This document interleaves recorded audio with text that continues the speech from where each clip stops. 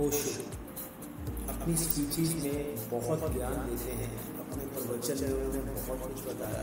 मैं अभी एक प्रवचन आपसे पहले शेयर कर रहा था जिसका फर्स्ट पार्ट था यौन और मृत्यु। उसके दूसरे भाग में उन्होंने बताया कि वासना क्या है, धर्म क्या है। आप उनकी आवाज़ में उनके द्वारा बोले हुए प्रवचन सुने और उसको समझें, अपनी ज़िंदगी में उसको एडमिट करें, एडमायर करें, मेडिटेशन करें, ध्यान करें। आपको एक आनंद की अनुभूति हुई तो आप ओशो की आवाज़ का आनंद लीजिए। प्रवचन का शेष भाग मैं आपके साथ शेयर करूँगा। जब फ्रायड ने ये सारे तथ्य उघाड़े बड़ी कठिनाई हुई, लेकिन फ्रायड को भी पता नहीं था कि वो कैसी यात्रा पर निकल गया है। जो खोज है वो कहां ले जाएगी। वो खोज मरने के पहले फ्रायड को मृत्यु पे ले गई। यौन से उसने शुरू किया, उसने इरोस कहा है। जो काम वासना की शक्ति है उसको उसने इरोस कहा है। काम ऊर्जा, काम की गहरी वृत्ति। मरने के पहले उसे धीरे धीरे ख्याल में आने लगा कि एक और वृत्ति है मनुष्य में, वो मृत्यु की। उसको उसने थानाटोस कहा। एक तो जन्म देने की वृत्ति है और एक मर जाने की वृत्ति। वो उस पर भी पहुंच गया दूसरे छोर पर। फ्रायड ने कहा आदमी के भीतर द्वंद्व है, इरोस और थानाटोस का, काम वासना और मृत्यु वासना। वो ज्यादा दिन जिंदा नहीं रहा, इसलिए दूसरी वासना पर उतनी गहरी खोज नहीं कर पाया जितनी कि पहली वासना पर कर पाया। जो मैं बताना चाह रहा हूं वो ये कि जो भी व्यक्ति काम वासना के प्रति सचेत होगा वो आज नहीं कल मृत्यु के प्रति भी सचेत हो जाए। और इससे विपरीत घटा मनुष्य जाति के इतिहास में। मृत्यु के भय के कारण हमने मृत्यु को तो छिपा ही, यौन को भी छिपा डाला। और जीवन में तथ्यों को छिपाने से कभी कोई सत्य तक नहीं पहुंचता। वे तथ्य चाहे कितने ही कुरूप हों, कितने ही भयंकर हों, मन को कितने ही कपाते हों, भूकंप लाते हों, तूफान लाते हों, उनका सामना करना नहीं होगा। उनके प्रत्यक्ष से ही तुम सफल होगे, अभय को उपलब्ध हो। दुनिया के धर्मों ने दोनों का उपयोग किया है। वास्तविक धर्मों ने, क्योंकि एक तो धर्म है जो बाजार में चलता है, मंदिर मस्जिद गुरुद्वारा वाला धर्म। एक धर्म है जो नानक, कबीर, बुद्ध, महावीर उनके साथ ही समाप्त हो जा रहा है। एक तो धर्म है जो तुमने अपने हिसाब से अपने योग बना रखा, जो सांत्वना से ज्यादा नहीं। और एक धर्म है खोज, जहां प्राण दांव पर लगाने पड़ते हैं। उस धर्म की मैं बात कर रहा हूं जहां प्राण दांव पर लगाने पड़ते हैं। उस धर्म में दो तरह के धर्म है। एक तो तांत्रिक, जो काम वासना के तथ्य से खोज शुरू करेगा, क्योंकि जब जीवन के सत्य को जानना है तो जीवन जहां से उद्गमित होता है उसके सत्य को जानना होगा। अगर एक वैज्ञानिक को पदार्थ के सत्य को जानना है तो वो विश्लेषण करता है और पदार्थ के अंतिम परमाणु को पकड़ता है, क्योंकि वहीं से पता चलेगा। जिस चीज को भी खोजना हो उसकी अंतर्धारा में प्रवेश करना जरूरी है। तो एक तरह का धर्म है जो तंत्र से शुरू होता है ताकि जीवन की आखिरी बुनियाद को पकड़ लिया जाए, वहीं से हम परमात्मा का द्वार खोज सकेंगे। दूसरा धर्म दूसरी यात्रा कर सकता है, वो है मृत्यु की खोज। तो या तो काम वासना की गहरी खोज करो या मृत्यु की गहरी खोज करो। दो ही द्वार, या तो जन्म या मृत्यु, ये दोनों द्वार हैं परमात्मा में प्रवेश, और दोनों से तुम डरे हुए हो, इसलिए तुम कहीं भी नहीं पहुंच पाते। तुम मध्य को पकड़े हो और दोनों छोर से डरे हुए हो। ये सूफी कथा, ये सूफी जो कथा है, ये मृत्यु के स्मरण की विधि के संबंध में है। सूफी मृत्यु के छोर से सत्य की खोज की, जैसे तंत्र काम वासना के छोर से सत्य की खोज किया, ऐसा सूफी मृत्यु के छोर से सत्य की खोज की। या तो वहां से शुरू करो जहां से जीवन आविर्भूत होता है, या वहां से शुरू करो जहां जीवन विलीन होता है। जिससे जीवन आता है उसे खोजो, या जिसमें जीवन जाता है उसे खोजो। या तो वर्तुल का प्रथम चरण या वर्तुल का अंतिम चरण, या तो ये छोर या वो छोर, दोनों के बीच में तो तुम पकड़े हो, दोनों छोरों से तुम भयभीत। अब इस कथा को समझने की कोशिश करो, क्योंकि सूफी मृत्यु पर ध्यान करते हैं। वो कहते हैं परमात्मा पर ध्यान करने से क्या होगा, जिसका तुम्हें पता ही नहीं उसका तुम ध्यान भी कैसे करोगे। तुम नाम जप सकते हो, लेकिन तुम भी जानते हो कि वो नाम तुम्हारी ही ईजाद। तुम परमात्मा की प्रतिमा भी बना सकते हो, लेकिन तुम भी जानते हो वो तुमने ही बनाई नहीं। नाम जपने और प्रतिमाएं बनाने से कुछ भी न होगा।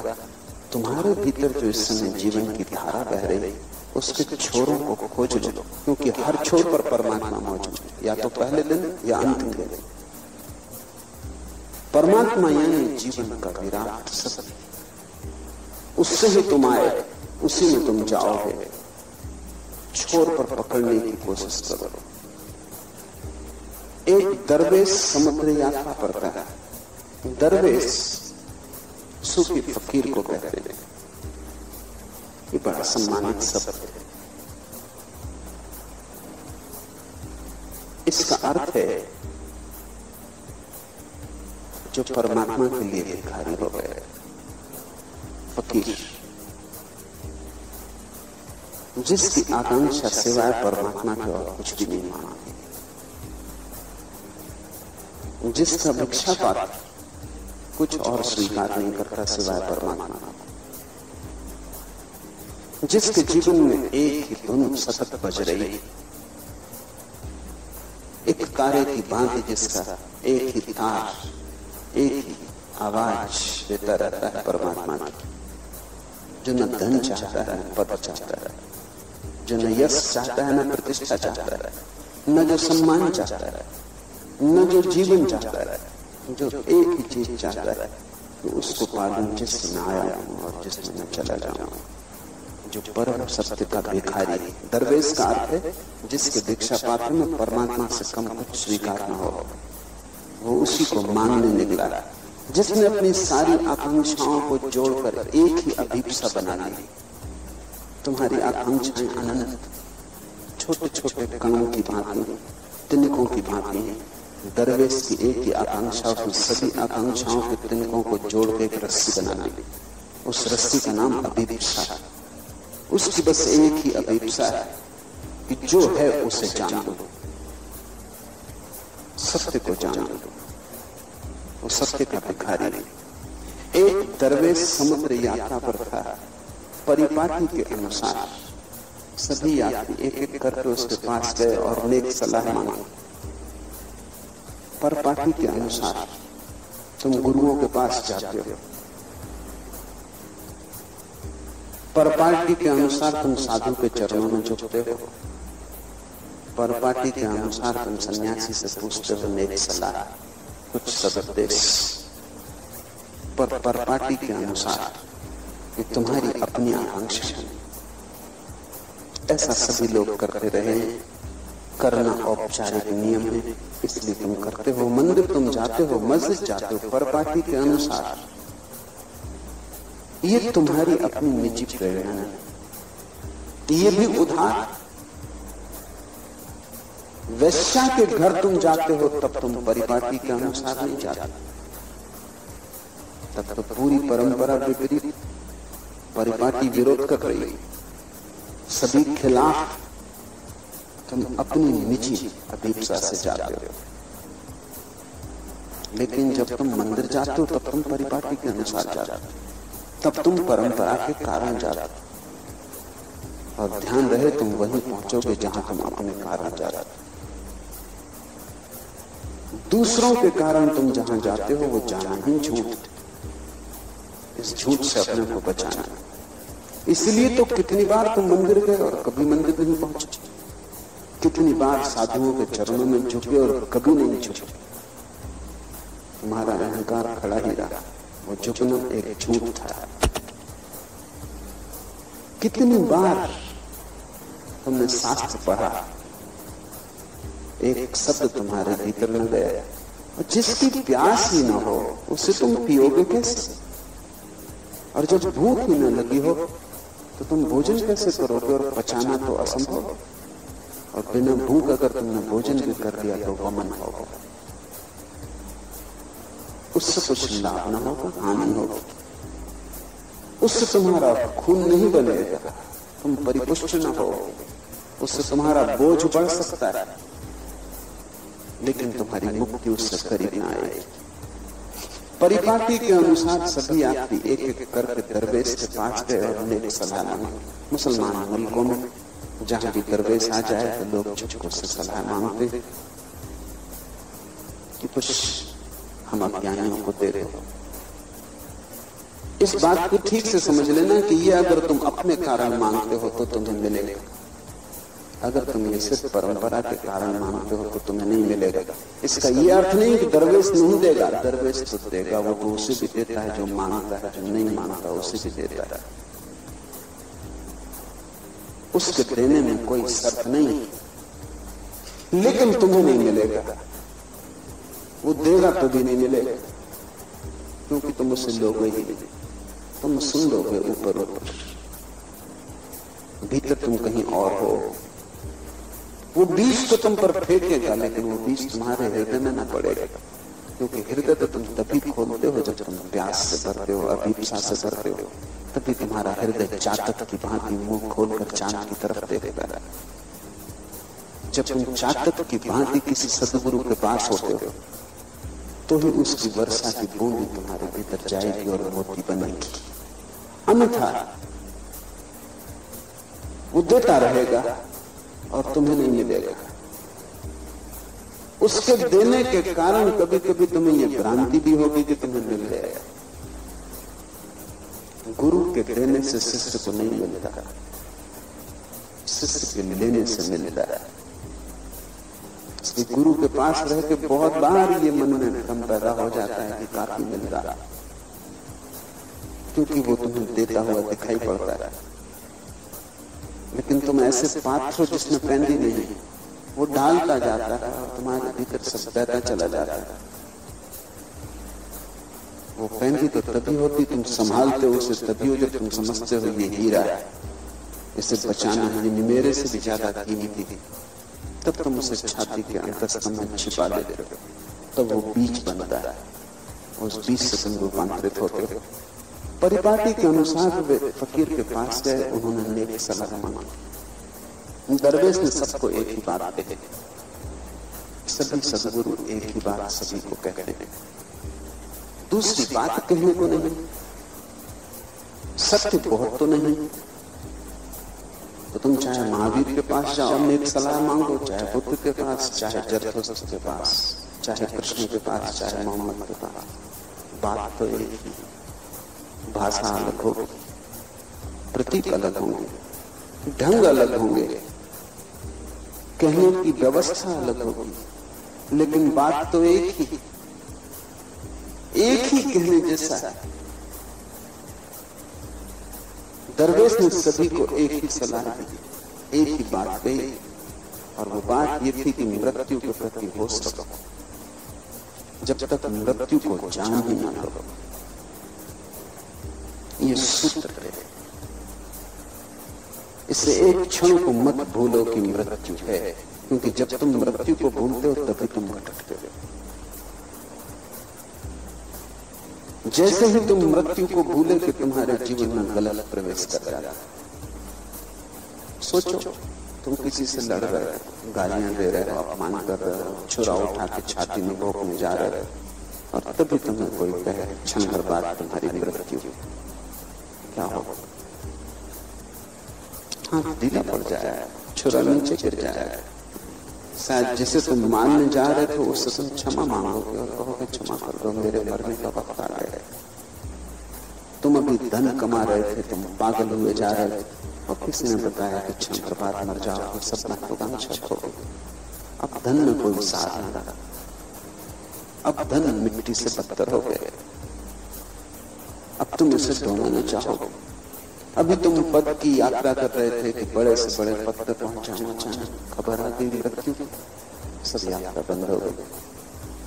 मृत्यु के स्मरण के साथ ही जीवन दूसरा हो जाता। तुम्हारा जीवन गलत है क्योंकि मृत्यु का स्मरण नहीं। तब तुम व्यर्थ में उलझे रहते हो, तब तुम क्षुद्र सी बातों में बड़ा समय लगाते हो, तब कंकड़ पत्थर बीनते हो, उनसे तिजोरी भरते रहते हो।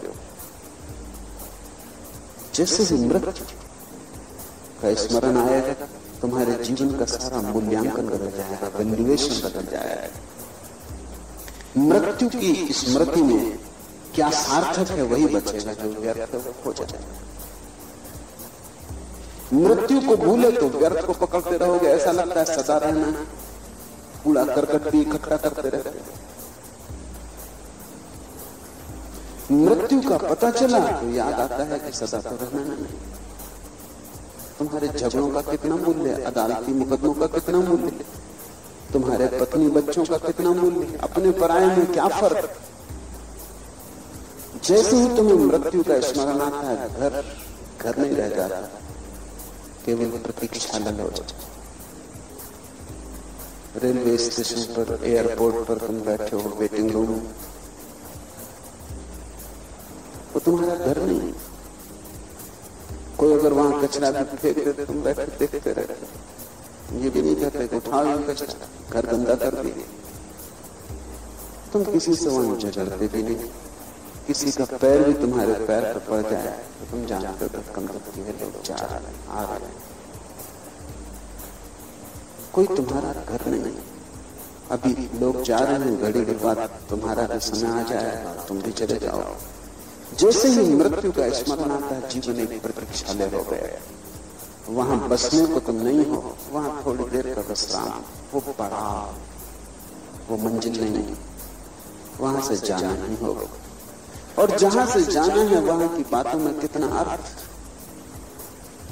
जहां से जाना है वहां की छुप समस्याओं में उलझने का क्या सहारा।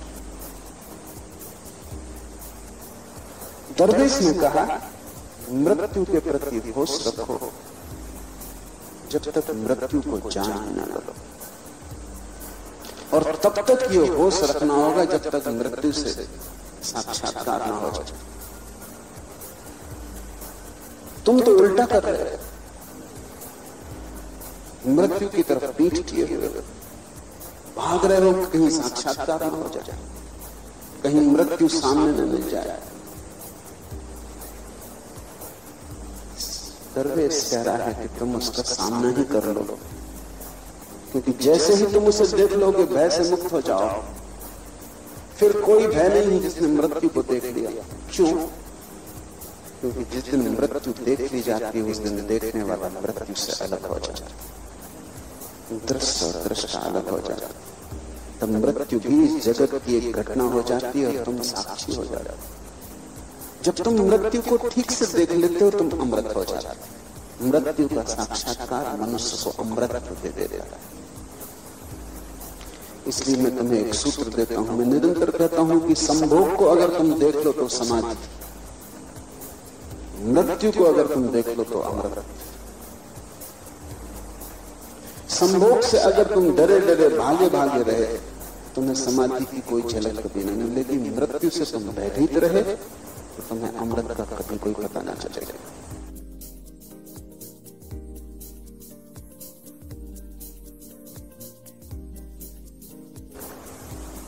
मृत्यु सीढ़ी है अमृत के दर्शन की, संभोग सीढ़ी है समाधि की झलक की। और जैसे ही समाधि की झलक मिली संभोग व्यर्थ हुआ, और जैसे ही अमृत दिखाई पड़ा मृत्यु गई। फिर तुम मरने वाले नहीं, लेकिन तब ये सिद्धांत न होगा, ये तुम्हारी अपनी प्रतीति होगी। अपनी प्रतीति ही काम पड़ती है। सिद्धांत दूसरों से मिलते हैं, प्रतीति अपनी होती। तब तुम्हें विनष्ट करने का कोई उपाय नहीं। एटम बम भी गिरता हो तो भी तुम नहीं मरोगे। तुम मर ही नहीं सकते। जीवन शाश्वत, रूप बदलते, घर बदलते, वस्त्र बदलते हैं, आकार बदलते हैं, लेकिन जो आकारों के भीतर छिपाने रखा वो सदा वही है। ये घाट न होंगे तुम्हारी नदी के, दूसरे घाट होंगे। ये लोग न होंगे तुम्हारे नदी के किनारे, दूसरे लोग होंगे, लेकिन नदी सदा बहती रहे। सागर में भी खोके नदी खोती थोड़ी, फिर बादल बन जाता, फिर गंगोत्री पे बरस जाती, फिर धारा बहने लगती। एक वर्तुल है जीवन का, उसका कोई अंत नहीं। मृत्यु का तब तक होश रखो जब तक मृत्यु को जान ही न लो, ऐसा उस दरवेश ने कहा। ये दरवेश ध्यान का सूत्र है, ये सभी ध्यान का सूत्र है। या तो काम वासना पर ध्यान को गड़ाओ, वहां से तुम्हें राज मिलेगा, कुंजी मिलेगी, या मृत्यु में ध्यान को गड़ाओ, वहां से तुम्हें राज मिलेगा, वहां से कुंजी मिलेगी।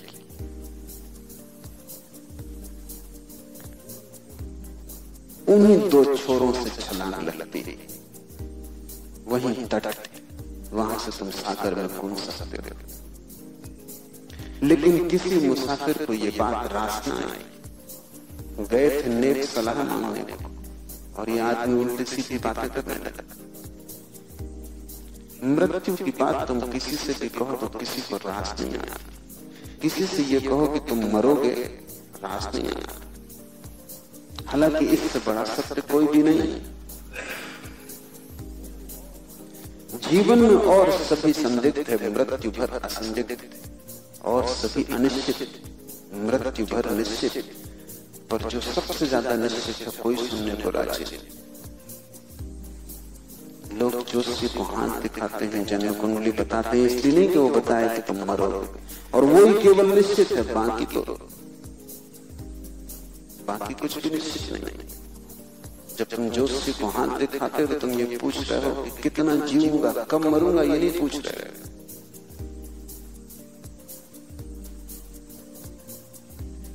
ज्योतिषी भी कुशल है, वो तुम्हें खुशी के समाचार देता है, तुमसे कहता है बहुत लंबी उम्र।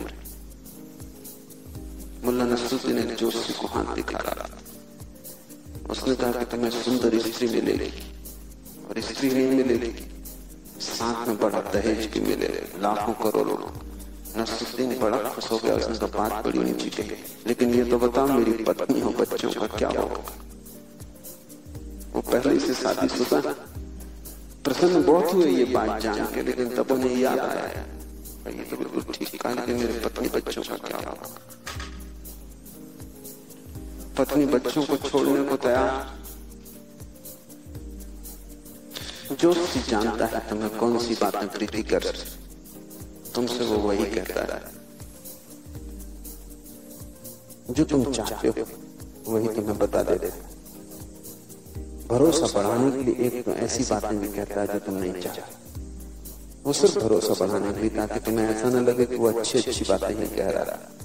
एक दो बातें ऐसी भी कहता है जो तुम्हें ठीक न लगेंगी, बाकी सब अच्छी बातें कहता है। ज्योतिष तुम्हारी आशाओं पर जीता है।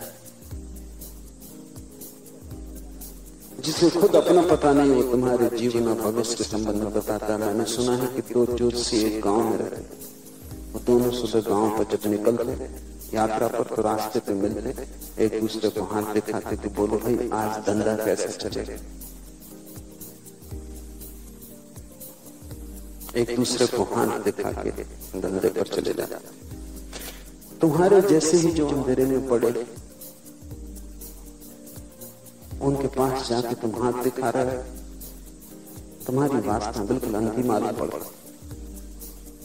पर तुम चाहते हो कोई भरोसा दे दे, घटेगा, सब ठीक रहेगा।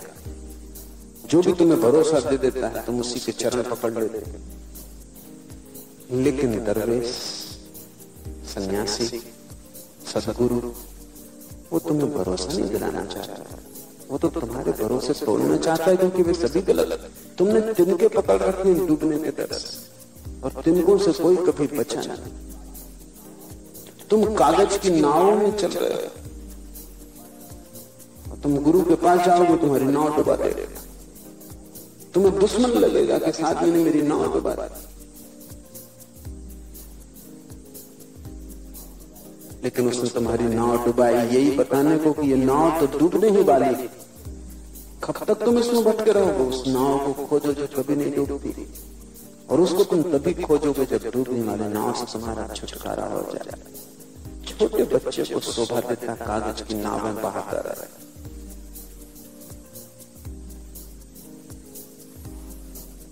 लेकिन आखिरी उम्र तक बुढ़ापे तक तुम कागज की नावें बहाते हो। तुम्हारा सारा जीवन का चक्र कागज की नाव से बना है। अखबार में तुम्हारा नाम बड़े अक्षर में छप जाए, तुम कितने प्रसन्न होते। कागज की नाव, लोग कहने लगे कि तुम बड़े अच्छे हो, तुम कैसे पुलकित हो। कागज की नाव, शब्द तो कागज से भी गए। कागज की नाव भी थोड़ी देर बहे, प्रशंसा की नाव तो उतनी भी देर नहीं बहेगी। तुमसे कोई बिल्कुल ही अतिशयोक्ति की प्रशंसा भी करे तो भी तुम राजी हो जाते हो। ये बड़े आश्चर्य की बात है कि आदमी खुशामद को पहचान क्यों नहीं पाता। कोई तुम्हें मक्खन लगा रहा हो तो सारी दुनिया पहचान लेती, लेकिन तुम नहीं पहचान पाते। क्या कारण? तुम किसी बुद्धू से बुद्धू आदमी को भी जाके कहो तुमसे ज्यादा बुद्धिमान कोई आदमी, वो भी मान लेते। क्या कारण? क्योंकि हर आदमी अपने अहंकार का बड़ा कागजी विस्तार किए बैठा। तुम कितनी ही प्रशंसा करो वो उससे छोटा है। जितना विस्तार उसने कर रखा उससे बड़ा तुम कभी नहीं। इसलिए खुशामद चलती, इसलिए लोग खुशामद से एक दूसरे को प्रभावित कर लेते, क्योंकि तुम कितनी ही प्रशंसा करो तुम्हारी प्रशंसा छोटी पड़ेगी। उससे ज्यादा वो आदमी अपनी पहले ही कर चुका है। वो अपने भीतर भीतर कर रहा था, उसने कभी किसी से कहा नहीं था। तुमने कह के उसकी परिपुष्टि कर दी। कागज की नाव पे आदमी यात्रा कर रहा है। वे सभी लोग तो बहुत भयभीत हो गए होंगे, क्योंकि एक तो समुद्र की यात्रा खतरनाक मामला, पुराने जमानों की कहानी, जबकि नाव अक्सर डूब जाती बजाय पहुंचने के, जबकि नाव पर चढ़ना खतरे से खाली न था। तब सिर्फ दुस्साहसी लोग नाव पर चढ़ते थे, कमजोर आदमी नाव पर चढ़ते ही नहीं, क्योंकि नाव का मतलब पक्का नहीं था कि पहुंचेगी कि नहीं पहुंचेगी। नाव छोटी थी, कमजोर थी, समुद्र भयंकर था, विकराल था। और इस आदमी से नेक सलाह मांगी, चाहा होगा कि आशीर्वाद दो कि ठीक से पहुंच जाएंगे, नाव डूबेगी नहीं, बिल्कुल घबराओ मत, मैं मौजूद हूं। और यह आदमी उल्टा फिजूल की बात उठा दिया। मौत से तो खुद ही डरे थे, इसने और घाव पे उंगली रख दी। अब इधर कोई मौत की चर्चा करने की जरूरत थी? इसने बेचैनी पैदा कर दी हो कि मौत का ध्यान रखो जब तक मृत्यु को जान ही न लो। इन नाव पर चढ़ने वाले यात्री वैसे ही डरे होंगे कि मौत न हो जाए। खुश हुए होंगे देख के फकीर को कि चलो एक ईश्वर का प्यारा सांप बचाए। तुम अगर गुरु के पास भी जाते हो तो बचने के लिए जाते हो, मिटने के लिए नहीं जाते। और गुरु तुम्हें मिटा सकता है, बचा नहीं सकता, क्योंकि वो मिटाना ही बचाने का एकमात्र उपाय है। बड़ी अपशगुन की बात कही, कहा कि मृत्यु का ध्यान रखो, होश रखो जब तक जान ही न लो। किसी मुसाफिर को ये बात रास न आई। ये बात अपशगुन की थी, ये करनी ही न थी। और थोड़ी ही देर बाद समुद्र में भयानक तूफान उठा, और तब तो उन मुसाफिर को पक्का हो गया होगा कि आदमी गलत ही आदमी, इसकी ही वचन का ये परिणाम। इसने आते ही गलत बात कह दी। आदमी इतना भयभीत है कि जिसका हिसाब नहीं। तुम्हारा रास्ता बिल्ली काट जाए तो तुम घर लौट आते।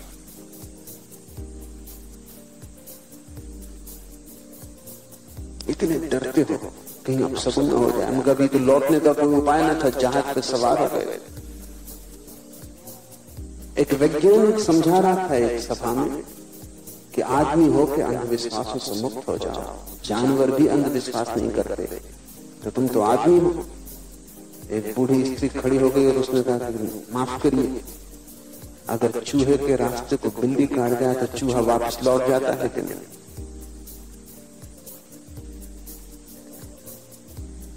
वो बूढ़ी औरत समझ रही कि चूहा भी अंधविश्वास के कारण वापस लौट जाता है कि रास्ता। चूहा का भय तो वास्तविक है, लेकिन आदमी होकर तुम क्यों लौट जाते हो? पर डर शायद चूहे से सीखा होगा लोगों ने, बिल्ली से डरना।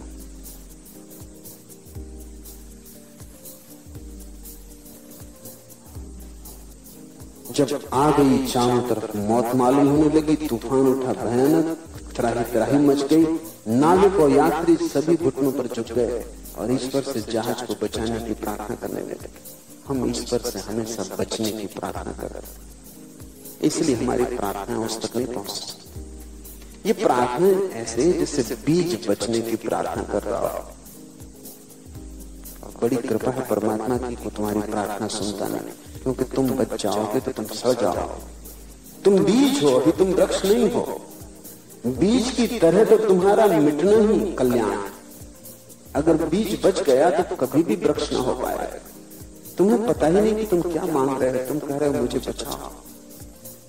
तुम ही रोग हो, तुम ही तुम्हारे कारागृह हो, तुम्हारे अतिरिक्त तुम्हारा कोई दुश्मन नहीं, तुम ही बाधा हो और तुम प्रार्थना कर रहे हो कि मुझे बचाओ। तो जो गुरु तुम्हें बचाते हैं तुम उनके पीछे लाखों की संख्या में जाते हो। कोई ताबीज बांट रहा है, कोई राख दे रहा है, क्योंकि वो तुम्हें बचा रहे हैं। और तुम्हें पता नहीं कि गुरु तुम्हें मिटाएगा, बचाएगा कैसे। वो ताबीज कैसे दे देगा? ताबीज का अर्थ क्या होता है? तुम जैसे हो अगर बच गए तो इससे बड़ा कोई दुर्भाग्य नहीं। तुम खुद ही सोचो, एक बार विचार करो भीतर कि तुम जैसे हो अगर ऐसे ही सदा के लिए बच गए तो कैसी मुसीबतें हो जाएगी। राजी हो जैसे हो इससे ही कोई तृप्ति हो गई है, इससे कोई ऐसा संगीत भीतर पैदा हुआ है कि अब ये सदा बजता रहेगा तो तुम प्रसन्न रहोगे। कुछ भी तो तुम्हारे हाथ में नहीं। कूड़ा करकट तुम्हारी आत्मा पर, दीनता दरिद्रता के सिवाय तुमने कुछ जाना नहीं। भीतर सिवाय आंसुओं के और कुछ भी नहीं। मुस्कुराहट सब तुम्हारी झूठी। नाचे तुम कभी भी नहीं हो। नाच तुम सकते कैसे हो? ऐसा तुम्हें कुछ मिला नहीं जिसके कारण तुम नाचो। मीरा कह सकती पद घुंघरू बाण मीरा नाची रे, क्योंकि पद घुंघरू तभी बनते हैं जब कृष्ण मिल जाए, जब जीवन का परम सत्य मिल जाए। तुम जैसे हो अगर बच गए तो इससे बड़ा कोई अभिशाप ना होगा। और यही तुम मांग रहे हो। खलील जिब्रान ने कहीं कहा है कि परमात्मा बड़ा कृपालु है कि आदमी की प्रार्थनाएं नहीं सुनता, क्योंकि सुन ले और राजी हो जाएगा, अच्छा चलो ठीक है। इसलिए समझदार व्यक्ति परमात्मा से ये नहीं कहता कि मेरी प्रार्थना पूरी करना, वो उससे कहता जो तेरी मर्जी वो तो पूरी करना। क्योंकि हम तो ये भी नहीं जानते क्या मांगे। हम तो गलत ही मांगेंगे क्योंकि हम गलत हैं। हमारी तो मांग भी उपद्रव होगी। और तुम्हारे पूरे जीवन की कथा यही कि जो तुमने मांगा वो तुम्हें मिल गया, फिर तुम उससे परेशान हो गए। न मिलता तो रोते, मिल गया तो रो रहे। और तुम कभी गौर करके नहीं देखते।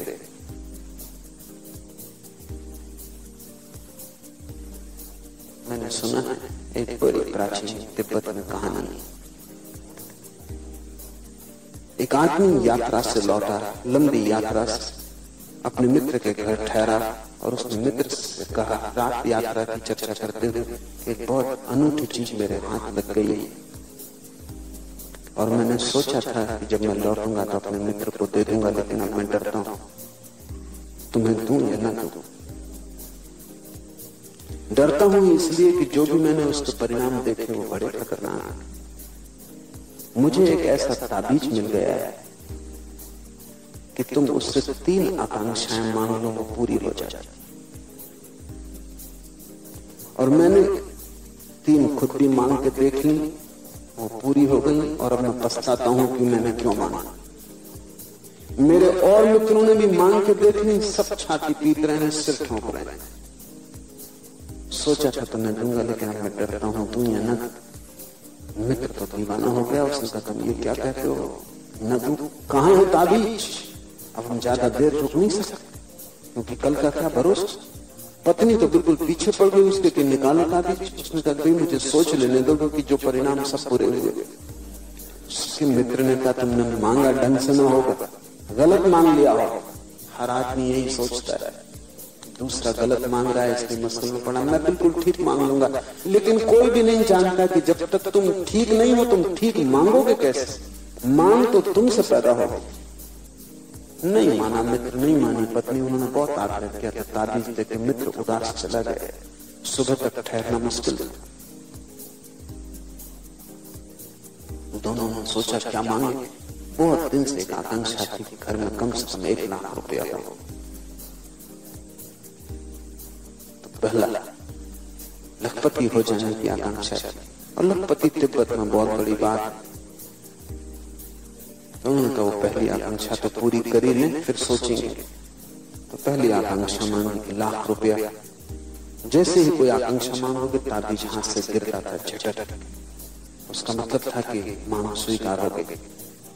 बस 15 मिनट बाद दरवाजे पर दस्तक पड़ी। खबर आई कि लड़का जो राजा की सेना में था वो मारा गया, और राजा ने 1 लाख रुपए का पुरस्कार दिया। पत्नी तो छाती पीट कर रोने लगी कि ये क्या हुआ।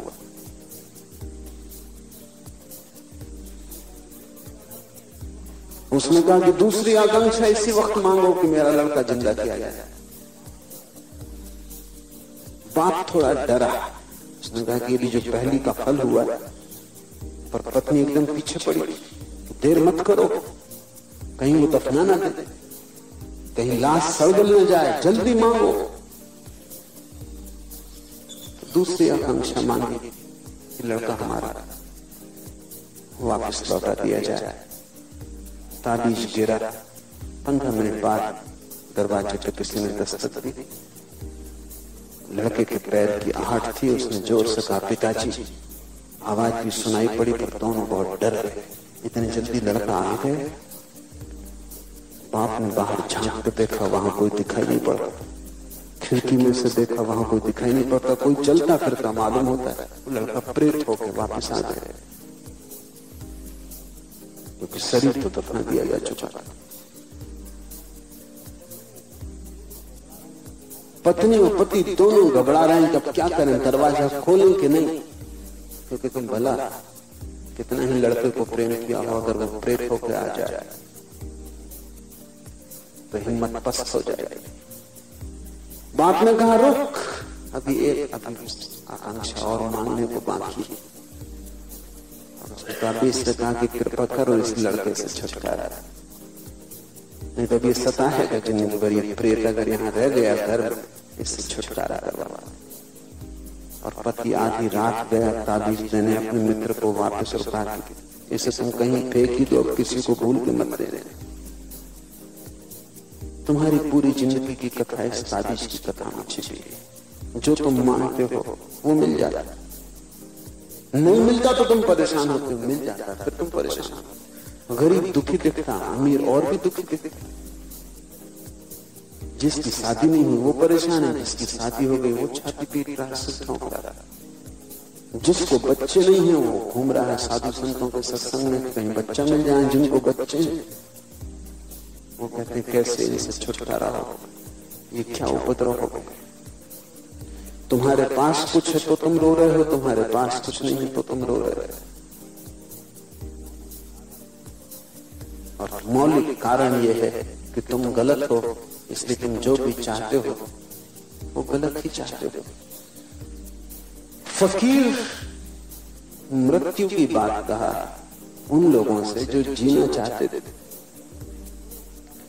समुद्र में भयंकर तूफान, त्राही त्राही मच गई, लोगों ने घुटने झुक गए और ईश्वर से जहाज को बचाने की प्रार्थना करने लगे। फकीर बड़ा हैरान हुआ होगा, अभी अभी नेक सलाह दी कि मृत्यु का ध्यान कर, और मृत्यु सामने खड़ी है और तुम जीवन की आकांक्षा कर। सभी फकीर हैरान होते हैं, तुम्हें जो भी सिखाओ क्षण भर बाद तुम उससे उल्टा कर। सलाहें दी नहीं जाती, परंपरा के कारण लोग मानने चले आए। लेकिन इस आतंक के बीच दरवेश अनुद्विग्न और शांत बैठा रहा। इस अवसर और क्या होगा कि मृत्यु चारों तरफ खड़ी थी और वो दृष्टा हो गया होगा। वो देखता रहा होगा कि मौत चारों तरफ घट रही, सब तरफ मौत है, तूफान है, सागर। उसने कोई प्रार्थना न की बचाने की, उसने तो धन्यवाद दिया होगा कि अच्छा अवसर दिया, एक परिस्थिति जिसमें मैं पूरी तरह जाग सकता हूं। धार्मिक व्यक्ति परमात्मा को धन्यवाद देता है, अधार्मिक प्रार्थना करता है। धार्मिक की प्रार्थना सदा धन्यवाद, अधार्मिक की प्रार्थना सदा मांग कुछ दो। और धार्मिक की प्रार्थना सदा यह है कि तूने इतना दिया है कि मैं अनुग्रहित, अब और क्या मांगना है। वो शांत इस आतंक के बीच अनुद्विग्न बैठा रहा। फिर समुद्र शांत हुआ। तब एक सहयात्री ने दरवेश से पूछा, क्या आपने नहीं देखा कि इस खौफनाक तूफान के दरमियान हमारे और मौत के बीच एक तख्ते से ज्यादा मजबूत और कुछ भी नहीं। ये नाव का तख्ता ही था एकमात्र। जरा भूल सागर जरा और पागल कि तख्ता उलट जाता और हम गए। मौत बिल्कुल करीब थी, तख्ते का फासला लगा, हाथ बढ़ा और मिल जाता। क्या आपने नहीं देखा? दरवेश ने कहा, मैं जानता था कि समुद्र में ऐसा सदा रहता है, एक तख्ते रहता जो फासला है। लेकिन जब मैं जमीन पर था तब भी बराबर देखा किया कि आम जिंदगी में हमारे मृत्यु के बीच इससे भी कम बचाव। समुद्र में तो ऐसा होता ही है, एक तख्ता होता है, जिंदगी में उतना भी नहीं, फासला है ही नहीं तुम्हारे और मौत के बीच। मौत से तुम हर घड़ी सटे खड़े हो। क्यों? क्या मतलब है इसका? इसका मतलब है शरीर से तुम सटे खड़े हो। शरीर मरण धर्म है, तुम में और शरीर में रत्ती भर फासला नहीं, और शरीर मृत्यु वो मरेगा, किसी भी क्षण मर सकता है। मरना उसका स्वभाव। वस्तुतः मौत घट ही चुकी है, वो मरा ही हुआ और उसी से तुम सटे खड़े। तो सागर में तो कम से कम लकड़ी का एक तख्ता था, लेकिन आम जिंदगी में उतना तख्ता का नहीं।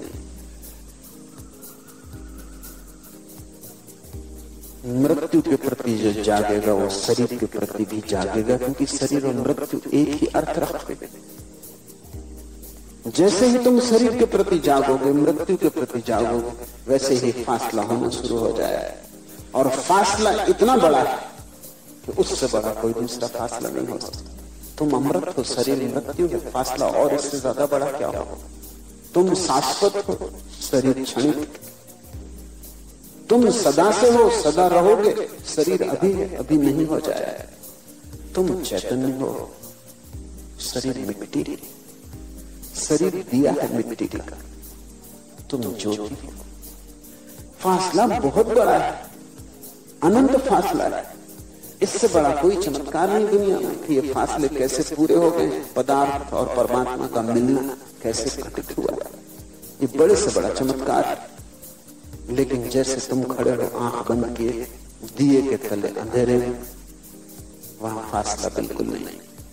और फकीर ने ठीक ही कहा कि आम जिंदगी में मौत में और तुम में इंच भर का फासला नहीं, फिर भी तुम मजे से चलते हो जैसे कि मौत है ही नहीं। अगर लोगों को देखो तुम्हें लगेगा मौत है ही नहीं,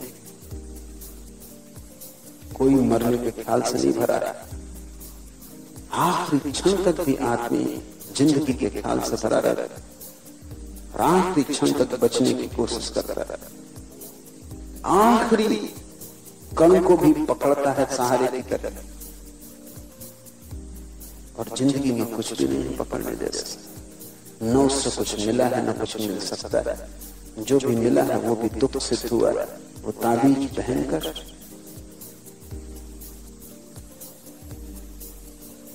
एक सहयात्री ने पूछा, ये भी बाकी सहयात्री फिर ना आए, क्योंकि आदमी वैसे खतरनाक हो सकता है इसी के अपशब्द वचन के कारण ये तूफान उठ। तो भले लोग थे कि उन्होंने उस फकीर को उठा के न फेंक दिया।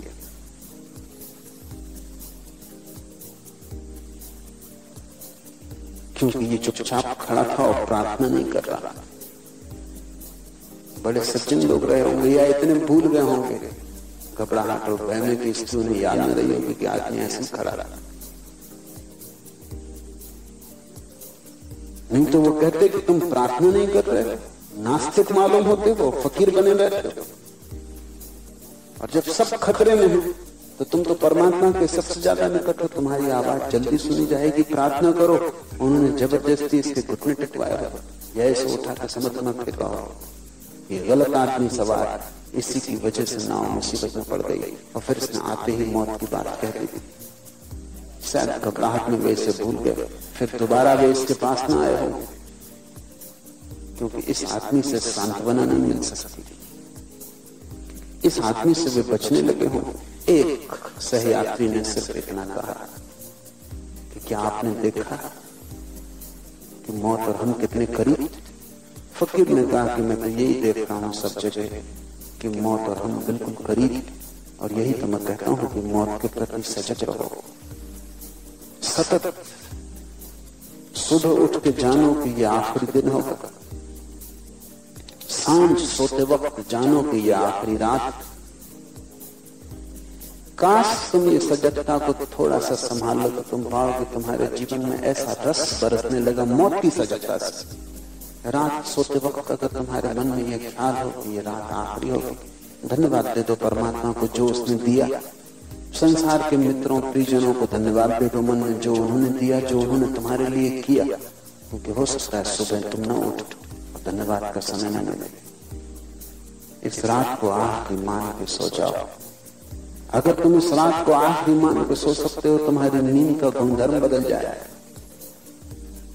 क्योंकि अगर ये आखिरी है तो सपने नहीं आएंगे। सपने का क्या अर्थ? वो तो तैयारी है कल के जीवन में।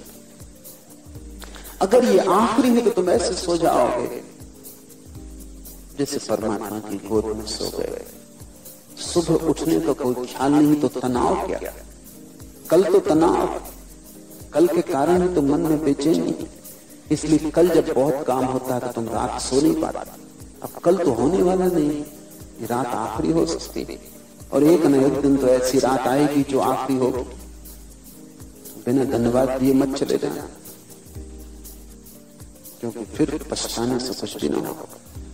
तो हर रात ही कर लो, क्योंकि कोई पक्का पता नहीं कौन सी रात ये होगा। रात सोते समय आखिरी रात, सबको धन्यवाद दे दो। जिनसे क्रोध किया हो उनसे क्षमा मांग लो। जिन्होंने तुम्हारे लिए कुछ किया हो उन्हें धन्यवाद दे दो। जिन्होंने कुछ भी न किया हो, कम से कम उन्होंने तुम्हारा कुछ बुरा नहीं किया, उन्हें भी धन्यवाद दे दो। जिन्होंने तुम्हारा बुरा किया हो, जिनके प्रति मन में द्वेष, घृणा, क्रोध हो, उनसे भी क्रोध घृणा का संबंध तोड़ दो। क्योंकि जब शरीर ही न बचेगा तो क्या नाता, क्या रिश्ता? अपने पराये से मुक्त हो जाओ और चुपचाप सो जाओ जैसे ये आखिरी रात। तुम्हारी रात का गुणधर्म बदल जाएगा। शरीर सोया रहेगा, तुम्हारे भीतर कोई जागेगा। दिए के नीचे का अंधेरा जो है वो धीरे धीरे मिटने लगेगा। सुबह जब उठो तो पहला काम परमात्मा को धन्यवाद दो कि एक दिन और तूने दिया।